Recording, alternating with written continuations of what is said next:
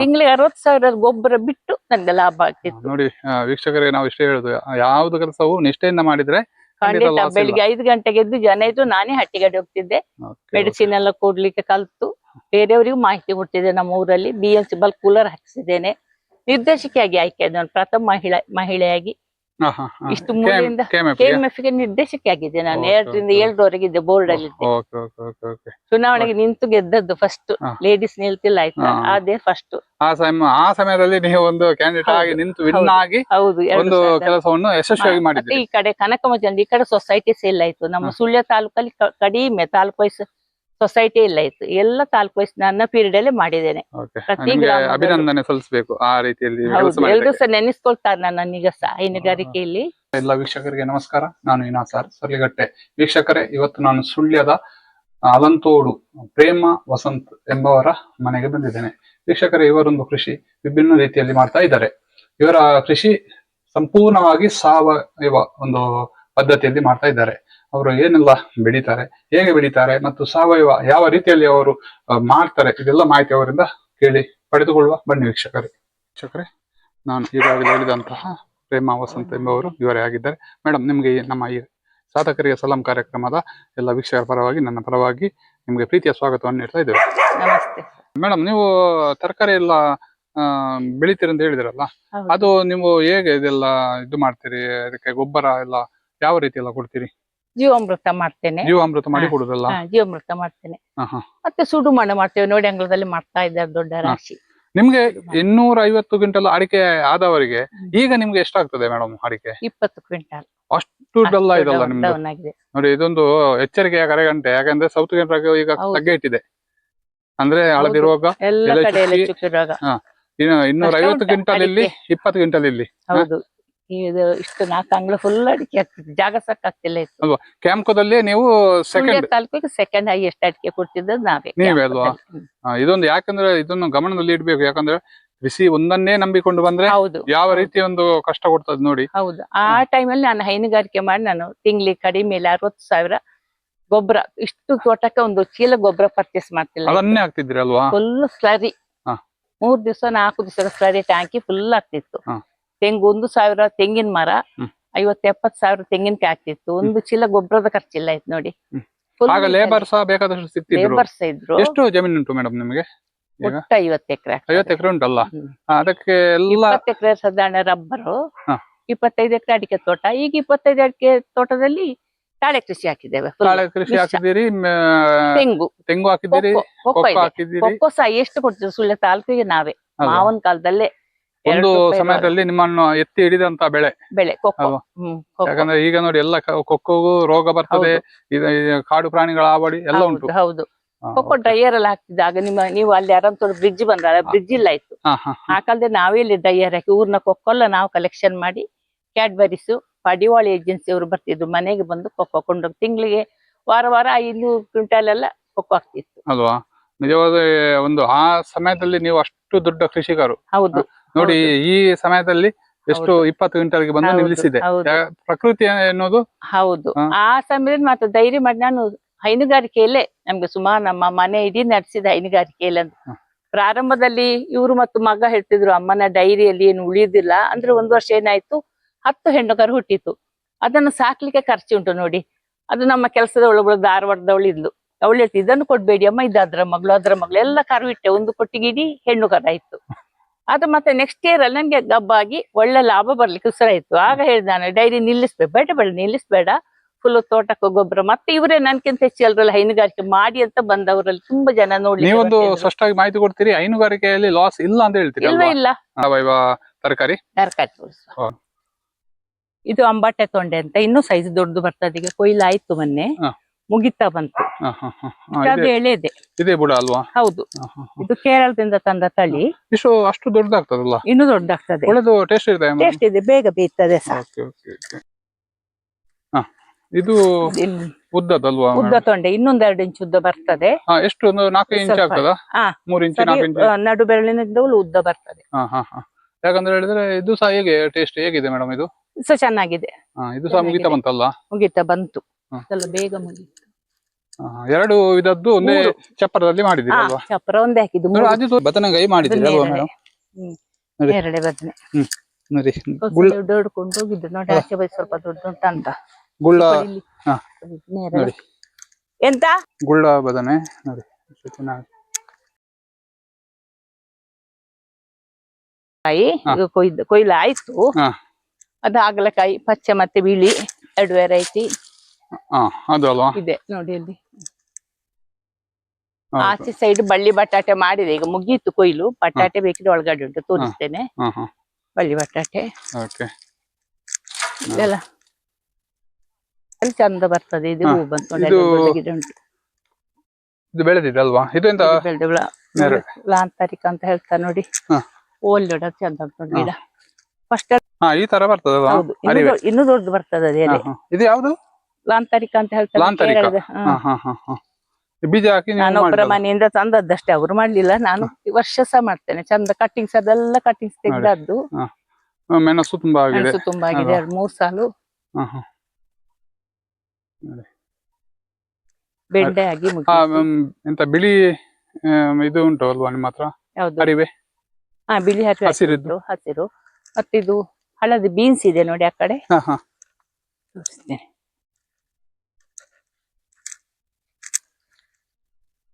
ನೋಡಿ ಇದರದ್ದು ಬೀಜ ನೋಡಿ, ಇದು ಹೂವು ಮಾಡಿದ್ದು ನೋಡಿ. ಇದು ಉಂಟಲ್ಲಿ.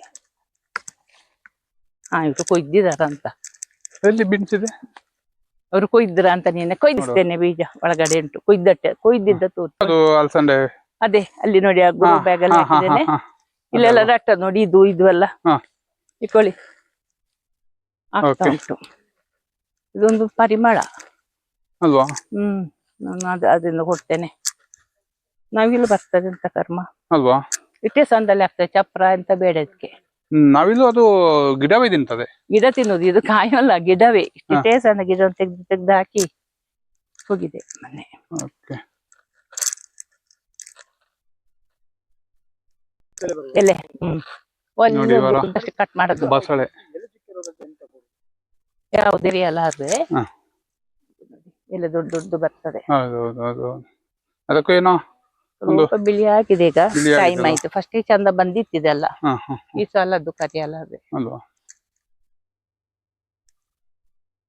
ನೋಡಿ ಬೀಜದ ಅರಿವೆ ನೋಡಿ, ಇಲ್ಲಿ ತಂದು ಹಾಕಿದ್ದಾರೆ ನೋಡಿ, ಎಷ್ಟು ದೊಡ್ಡದಿದೆ ನೋಡಿ.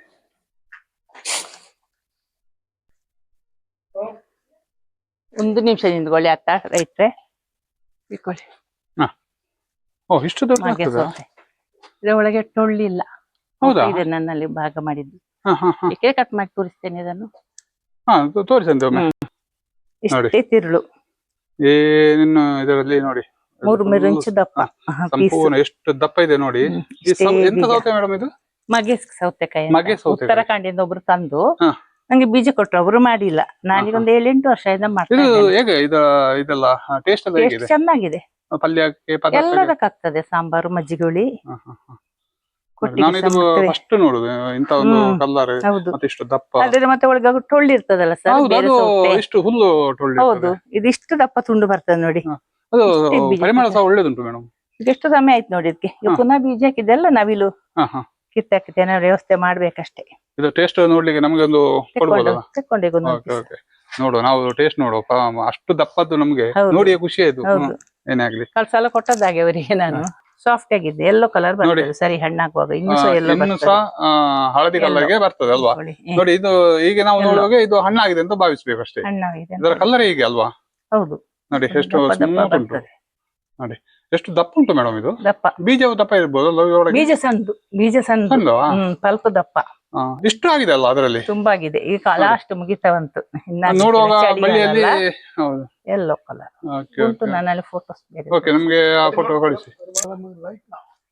ಮುಜೆ ಬೀಜ ಸಣ್ಣದು. ನೋಡಿ ಇವರ ಗಾರ್ಡನ್. ಜನ ಇಲ್ಲದೆ ಆಗುದಿಲ್ಲ ಮೇಂಟೈನ್ ಮಾಡ್ಲಿಕ್ಕೆ. ಚಂದ ಇತ್ತು ಇದೊಂದು 2 ಹೂ ವರ್ಷ ನೋಡಿ. ಮುಂಚೆ. ನೋಡಿ. ಅದೇ ಹುಷಾರಿಲ್ಲ ಆಯ್ತಲ್ಲ. ಸಂಡೆ ನನ್ಗೊಬ್ರು ಕೊಟ್ಟದ್ದು, ಅವ್ರು ಮಾಡಿಲ್ಲ. ಹ್ಮ್. ಬೇಗ ಬಿಡ್ತದೆ ನೋಡಿ. ಗ್ರೋ ಬ್ಯಾಗ್ ಅಲ್ಲಿ ಇಷ್ಟು ಸಣ್ಣ ಸಸಿಯಲ್ಲಿ ಆಗಿದೆ. ಇಷ್ಟೇ ಇದ್ರಲ್ಲಿ ಆಗುದು. ಇಷ್ಟೇ ಹೂ ಬಿಡ್ತದೆ. ಅಲ್ವಾ? ಇದೊಂದು ಪರಿಮಳ. ಈಗ ನಿನ್ನೆ ಬಂದವರು ಯಾರು ಕಿತ್ಕೊಂಡು ಹೋದ್ರಲ್ಲ, ಹಾ. ಇರುವೆ ಇದ್ರೆ ಬಂಬುಚ್ಚಿ ಬರುದಿಲ್ಲ, ಇರುವೆ ಹಾ ಹಾ ಬರ್ತಾ ಇರ್ತದೆ. ನೋಡಿ ಎಷ್ಟು ಇದೊಂದು ಇದು ಕುದಿವಾಗ ಗಂಧಸಾಲೆ ಅನ್ನದಾಗ ಪರಿಮಳ ಅಲ್ವಾ? ಎಲ್ಸಂಡೆ ಹಸಿ ತಿಂದು ನೋಡಿ, ಹಾ ಹಾ ಹಾ ಟೇಸ್ಟ್ ತುಂಬಾ ತುಂಬಾ ಆಗ್ತದೆ. ಇಲ್ಲ ಇದಕ್ಕೆ ಏನು ಇದಿಲ್ಲ. ನಾವಿಲ್ಲಿ ಮಾತ್ರ ಬಂದ್ರೆ ಬಿಡುವುದೇ ಇಲ್ಲ ಇದು. ಅದಕ್ಕೆ ಈಸಿ ಆಗ್ತದೆ ತಿನ್ಲಿಕ್ಕೆ. ಟೆರೆಸ್ ಅಲ್ಲೆಲ್ಲ ಮಾಡ್ಬೋದು ನೋಡಿ, ಪೇಟೆಯಲ್ಲಿ ಇರುವವರಿಗೆ ಸಹ ಇದು ಖಂಡಿತ. ತುಂಬಾ ಜಾಗ ಬೇಡ. ಈಗ ನೋಡಿ ಹಸಿ ಎಷ್ಟು ಆಗಿದೆ ನೋಡಿ, ಬಿಸಿದು ಬಿದ್ರೆ ಆಯ್ತು ನೋಡಿ. ಈ ಬದಿಯು ಅವರದು ಸ್ವಲ್ಪ ಸ್ವಲ್ಪ ಗಾರ್ಡನ್ ಉಂಟು.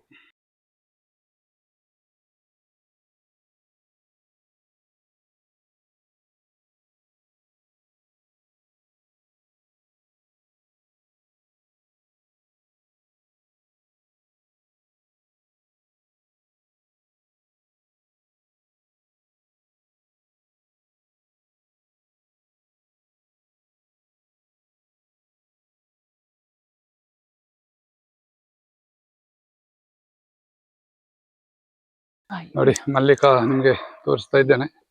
ಹೋಗಿದೆ, ಕಾಯಿ ಕಟ್ಟಿದೆ ನೋಡಿ. ಯಾವ್ದಲ್ಲೇ ನೋಡಿ ತುಂಬಾ ಉಂಟು ಇಲ್ಲಿ.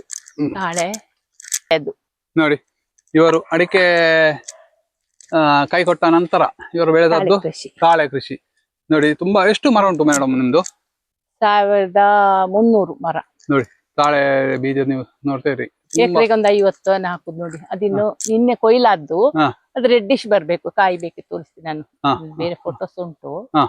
ಅದು ನೋಡಿ ಉದ್ದ ಗಂಡು ಹೂ. ಹಾ, ಹಾ, ಹೀಗೆ ಉದ್ದ ಬರ್ತದೆ ನೋಡಿ, ಅದೆಲ್ಲ ಗಂಡು ಅಲ್ವಾ? ಗಂಡು ಪಾಲಿನೇಷನ್ ಗೆ ಬೇಕಾಗ್ತದಲ್ಲ. ಹೌದು, ಹೌದು. 2-3 ಉಂಟು ಗಂಡು. ಅದು ಒಂದು ಗೊನೆ ಎಷ್ಟು ಹಣ್ಣಾಗ್ಲಿಕ್ಕ ಅಲ್ಲ, ಎಷ್ಟು ವೆಯ್ಟ್ ಬರ್ತದೆ ಅದು? ವೆಯ್ಟ್ 50 kg ವರೆಗೆ ಬರ್ತದೆ. ಒಂದು ಗೊನೆ ಅಲ್ವಾ? ಒಂದು ಗೊನೆ ಬರ್ತದೆ, ದೊಡ್ಡದು ಬಂದ್ರೆ. ಹಾ, ಹಾ, ಹಾ. 20 kg ಇಂದ ಸ್ಟಾರ್ಟ್ ಆಗುತ್ತೆ. 21 kg ಎಷ್ಟು ಉಂಟು ಮೇಡಮ್ ಇದಕ್ಕೆ? ತಾಳೆ ಇದಕ್ಕೆ 16.5 17 ರೂಪಾಯಿ. 18 ರೂಪಾಯಿ ಸಿಗ್ತದಲ್ಲ? ಅವರೇ ಬಂದು ಕೊಂಡು ಹೋಗ್ತಾರೆ. ಕೊಂಡೋಗ್ತಾರೆ ಮನೆ ಬಂದು. ಮತ್ತೆ ತಿಂಗಳಿಗೆ 2 ಕಟಾವು. ತಿಂಗಳಿಗೆ 2 ಕಟಾವು ಆಗ್ತದಲ್ಲ? ಕೊಯ್ದು ಕೊಡುದೆ. ಬೇರೇನು ಅಡಿಕೆ ಆಗಿ ಅದನ್ನು ಒಣಗಿಸ್ಲಿಕ್ಕೆ ಸುಲಿಲಿಕ್ಕೆ ಎಂತ ಕೆಲಸ ಇಲ್ಲ ಅಲ್ವಾ? ಮದ್ದು ಬಿಡುವ ಕೆಲಸ ಎಲ್ಲ. ಮರ ನೋಡಿ ಆಚೆ ಎಲ್ಲ ತುಂಬಾ ಮರ ಉಂಟು ಮರ. ಹತ್ತೋರು ಬೇಡ, ಇಡೀ ಮರ. ಮತ್ತೆ ಅದು ಹೇಗೆ ಅದು ಕೊಯ್ಯುದು? ಇದು ದೋಟಿಯಲ್ಲೇ ಕೊಯ್ಯುದು, ದೋಟಿಯಲ್ಲಿ ಸ್ಟೀಲ್ ದೋಟಿಯಲ್ಲೇ. ಓಕೆ. ಕತ್ತಿ ಅದು ಉಂಟು ಇಲ್ಲಿ ಮೇಲೆ. ನೋಡಿ ಇದು ಚೈನಾ ಅಡಿಕೆ ಸಣ್ಣದು ಅಲ್ವಾ? ಅಲ್ಲಿ ಉಂಟು, ಬೇಕಿದ್ರೆ ನೋಡ್ಲಿಕ್ಕೆ. ನೋಡಿ ಇದನ್ನ ಬಿಟ್ಟ ಸುಂಗೆ. ಮತ್ತೆ ಇವರೊಂದು ಬೇಸರ ಬಂದು ಉಂಡಿ ಎಷ್ಟು ಉದ್ದ ಇದೆ ನೋಡಿ ಇವರ ಹಟ್ಟಿ. 20 ಹಸುಗಳು ಇದ್ರು ಅಂತ ಹೇಳಿದ್ರಲ್ಲ, ಅದು ಸ್ಲರಿ ಗುಂಡಿ. ನೋಡಿ ಇದು ಸ್ಲರಿ ಗುಂಡಿ. ನೋಡಿ ಎಷ್ಟು ದೊಡ್ಡದಿದೆ ನೋಡಿ. ಅದೇ ಹಟ್ಟಿ ಮಾವನ ಕಾಲದ, ಅದಕ್ಕೇನು 1 ರೂಪಾಯಿ ಖರ್ಚಾಗ್ಲಿಲ್ಲ. ಒಂದು ಮಿಲ್ಕಿಂಗ್ ನೋಡಿ ಮಿಷನ್. ಈಚೆ ಸಹ ಇದೆ ಹಟ್ಟಿ. ಇದು ಎಮ್ಮೆಗಳ ಹಟ್ಟಿ ಇತ್ತು ಫಸ್ಟ್. ಮತ್ತೆ ಎಮ್ಮೆ ಇತ್ತಲ್ವಾ? ಎಮ್ಮೆ ಇತ್ತು ಆಗಿನ ಕಾಲ. ನೋಡಿ ಇದು ಮುಳ್ಳಬದನೆ. ನೋಡಿ ಎಷ್ಟು ಚೆನ್ನಾಗಿ ಮಾಡಿದ್ದಾರೆ ನೋಡಿ. ನೋಡಿ ತುಂಬಾ ಇದೆ ನೋಡಿ. ಚೆನ್ನಾಗಿ ಬಂದಿದೆ. ಯಾಕಂದ್ರೆ ಇವರಿಗೆ ಮನೆ ಖರ್ಚಿಗೆ ಬೇಕಾದದ್ದು ಇವರು ಬೆಳಿತಾರೆ. ಉಳ್ದು ತಕೊಂಡ್ ಹೋಗ್ತಾರೆ ನಮ್ಗೆ ನೋಡ್ತಾರೆ. ಇದು ಉದ್ದ ಬದ್ನೆ, ಇದು ಸಣ್ಣ ಸಣ್ಣ ಆಯ್ತು, ಈಗ ಮುಗಿತಾ ಬಂತು. ಇದು ಉದ್ದ ಬದನೆ 4-5 ವರ್ಷ ಆಯ್ತು ಗಿಡಕ್ಕೆ. ಇಷ್ಟು ಉದ್ದ ಬರ್ತದೆ. ನೋಡಿ ಚೆನ್ನಾಗಿ ಬರ್ತದೆ. ಈಗ ಕೊಯ್ಲು ಮಾಡಿ ಇಟ್ಟಿದ್ದಾರೆ. ಎಷ್ಟು ಉಂಟಲ್ವಾ? ಇದಕ್ಕೆಲ್ಲ ಸಪೋರ್ಟ್ ಕೊಟ್ಟಿದ್ದೀರಿ ಬೀಳ್ತದೆ ಅಂತ. ಬಂದಿತ್ತದು. ನೋಡಿ ಇದೆಲ್ಲ ಇಂತ ಒಂದೊಂದು ಸಣ್ಣ ಸಣ್ಣ ಕೃಷಿ ಮಾಡಿ ಇವರಿಗೆ ಬೇಕಾದದ್ದು ಇವರು ಬೆಳಿತಾರೆ ವೀಕ್ಷಕರೇ. ಯಾಕಂದ್ರೆ ಮನೆಗೆ ಬೇಕಾದಂತ ಒಳ್ಳೆಯ ಒಂದು ತರಕಾರಿಯನ್ನು ಪಡೆಯಬಹುದಲ್ಲ.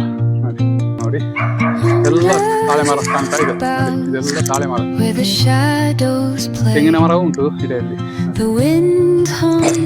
ದೊಡ್ಡ ಕೃಷಿಕರಾದ್ರು ಒಂದಲ್ಲ ಒಂದು ರೀತಿಯಲ್ಲಿ ಮಿಶ್ರ ಕೃಷಿಯನ್ನು ಮಾಡಿ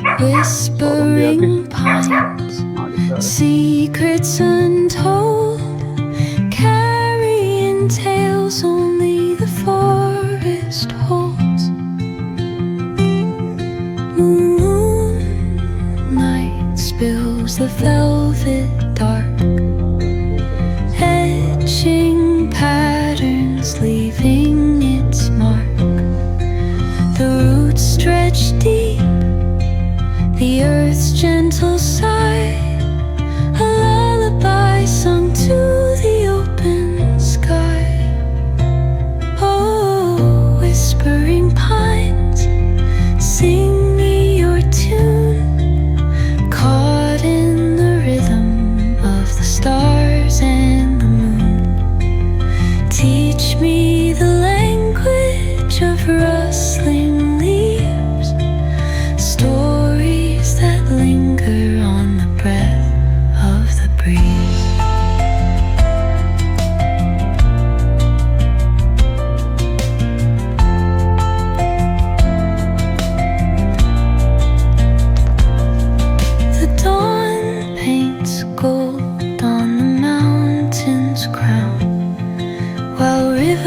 whisper truths as they flow down. Their songs entwined with the trees that stand, knotted in time by nature's hand. Each echoing step on the forest floor opens a world through an ancient door. The silence alive, yet brimming with sound. In the arms of solitude I am found. Oh, whispering pines, sing me your tune, caught in the rhythm of the stars and the moon. Teach me the language of rustling leaves, stories that linger on the breath of the breeze.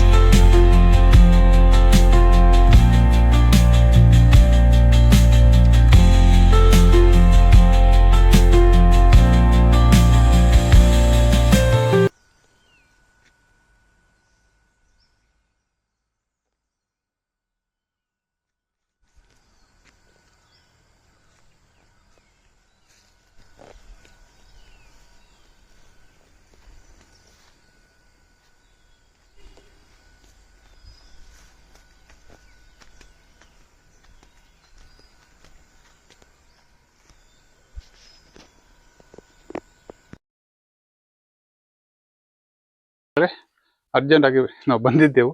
Urgent ಆಗಿ ಅವರ ಹತ್ರ ಒಂದು ಎಲ್ಲ ಸ್ವಲ್ಪ ಮಾಹಿತಿ ನಾವು ತಗೊಂಡೆವು. ಎಲ್ಲ ವೀಕ್ಷಕರ ಪರವಾಗಿ ನಮ್ಮ ಜೊತೆ ಎಡ್ವರ್ಡ್ ರೆಬೆಲ್ಲೋ ಬಂದಿದ್ದಾರೆ ನೋಡಿ, ಇಲ್ಲಿ ಇದ್ದಾರೆ. ಅವರಿಗೂ ಸಹ ಲೇಟ್ ಆಯ್ತು ನಮಗೆ ಸಂಜೆ ಹೊತ್ತು. ಅದರಿಂದ ಒಳ್ಳೆ ಮಾಹಿತಿ ಹಂಚಿಕೊಂಡಿದ್ದಕ್ಕೆ ಎಲ್ಲ ವೀಕ್ಷಕರ ಪರವಾಗಿ ನನ್ನ ಪರವಾಗಿ ನಿಮಗೆ ಧನ್ಯವಾದ ಹೇಳ್ತಾ ಇದ್ದೇವೆ ಮೇಡಮ್. Thank you madam.